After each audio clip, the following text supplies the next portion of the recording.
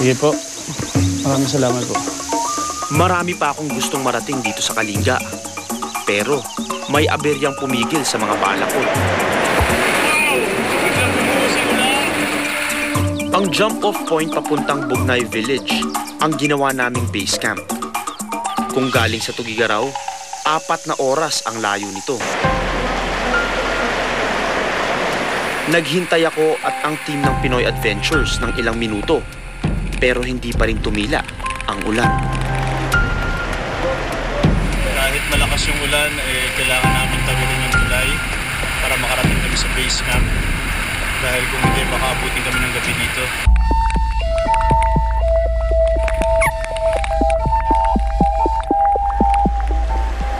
Ang objective sana namin nung araw na yun ay makabisita sa 2 villages.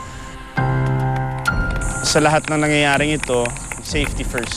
Pag nararamdaman namin hindi safe, hindi namin itutuloy. Kung hanggat saan lang kaya, without pushing limits. May nagsabi sa amin pagdating namin sa town na kailangan nga raw mag-alay kay Kabunyan. Siya yung Diyos ng Kalinga. Dito ko nakilala si Lakay Apag. Isa siya sa mga matatandang taga-Bugnay na nagsasagawa ng ritual na pag-aalay kay Kabunyan.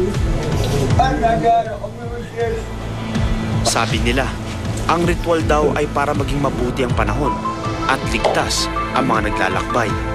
Kakatapos lang ng ritual na ginawa ni Lakay Apag para sa Pinoy Adventures. At ayon sa kanya, ang kinalabasan ng pagbasa niya ay magiging maganda ang mga susunod na araw para sa atin dito sa Kalinga.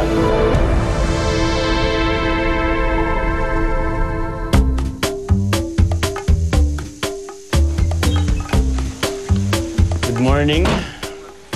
Another day for adventure.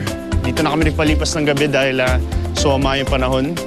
At ngayon pupunta kami sa Buscalan Village. Paggising namin sa umaga, napakaganda ng panahon.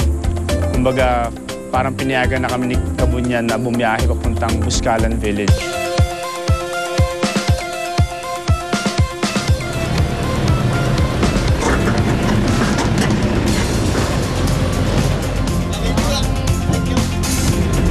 Doon tayo galing kahapon.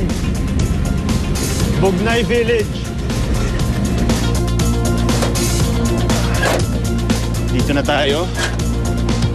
Ito yung jump-off point papunta sa Buscalan Village. Dito na tayo magsisimula mag-trekking. Tara. Tapos na yung hard massage. Ngayon, konting trekking naman.